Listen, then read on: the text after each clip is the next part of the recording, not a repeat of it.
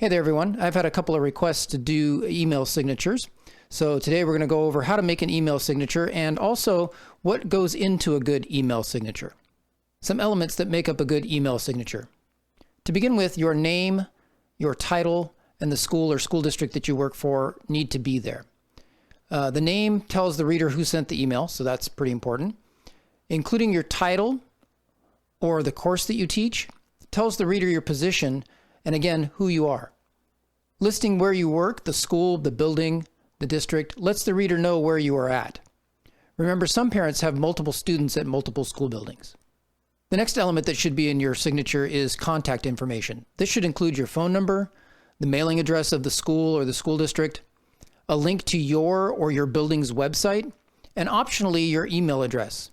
You might think that just because they got an email from you that they have your email address, they know your email address, but a lot of email addresses don't actually match up with the person's name, and so this can be helpful to have your actual email address there in the contact information. The next element is social media links. Generally, people would recommend to include professional social media links that you might have. This would include like your Twitter account or Facebook, Instagram, things like that. Do not include your personal social media links. The fourth element to consider is responsive design. Since most people are accessing email on their phones, be sure your signature formats well on a small screen. You can test this by sending yourself an email and looking at it on your phone. The next element is optional. You can include a logo from your school or school district in your signature. This can make it look more polished and more professional. Also optional would be a photo. You can include a professional headshot of yourself. This is something you can do with that school photo you get every year besides just having it on your school ID. The last element to consider is legal requirements. You may need to include confidentiality statements if you work in certain areas like special ed and counseling. You should check with your supervisor as this may require specific wording. Next, I want to talk about some things you want to keep in mind as you make your signature. First, keep it simple. The idea of less is more. Simple, clean design keeps your reader from becoming distracted or overwhelmed. With respect to social media, professional social media links only. Consider using the standard social media icons, like the little lowercase f for Facebook or the little bird icon for Twitter. If you're going to include a photo, use a professional photo like your school photo. You don't want to use a selfie here. Image should be small, large ones take too long to load, and you should use a neutral background because busy ones can be too distracting. The photo should have you looking straight at the camera, and a headshot is best.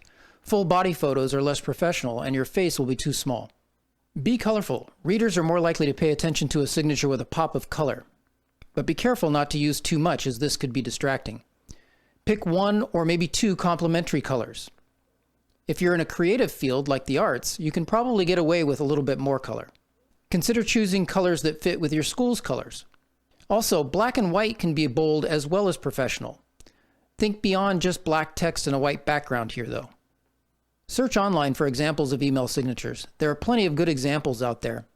When you search, use search terms like email signature templates or email signature examples.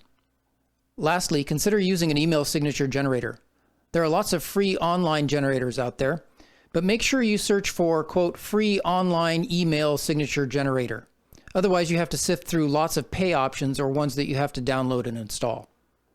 Now that we have all those ideas out of the way, let's look at how you actually make a signature in Gmail.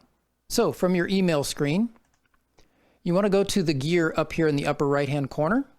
If you click on that, that's your settings, and go down to settings in the middle. That'll take you into your settings.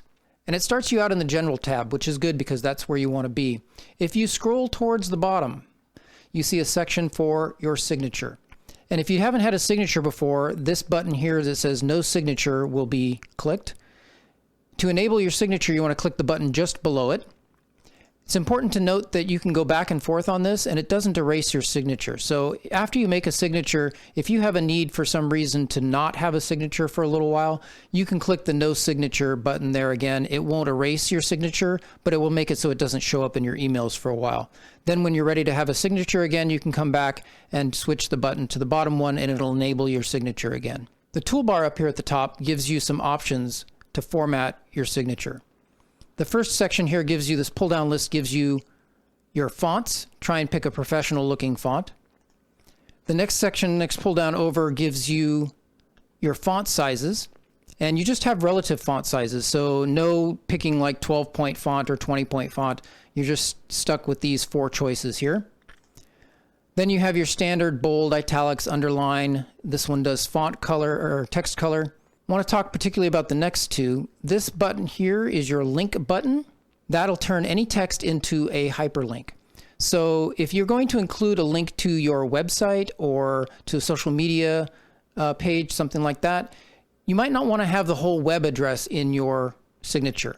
So you can click on this button and turn a word like website into a hyperlink that goes to your website. The next button over allows you to insert an image. So if you were going to include a picture of yourself or a school logo in your signature, you could use that button. The rest of them are pretty standard formatting options like text alignment, bulleted and numbered lists, indentations, stuff like that. So once you have your signature inputted and formatted the way you like it, there's a button or a checkbox here that says insert this signature before quoted text in replies and remove the line that precedes it. So what this does is if it's checked, your signature will appear just under what you've written when you reply to somebody else's email. So when you reply to somebody else's email, it includes their email at the bottom of your email. If you don't check this box, your signature will show up at the end of all of that included text in your email. You want your signature to show up just under the part you did, so that's why this checkbox is checked by default. If it's not checked, you want to make sure that that one is checked. All right, that about does it. One last thing that's critically important, you have to actually save this.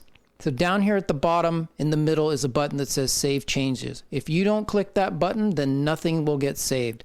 I know with Google, pretty much everything else gets saved as you go along, but this is one case where you have to click the Save Changes button or nothing gets saved. So make sure you click that Save Changes button before you finish. Thanks for watching. If you found this video helpful, be sure to give it a thumbs up. Also, make sure you subscribe and hit the bell icon so you don't miss out on any future videos.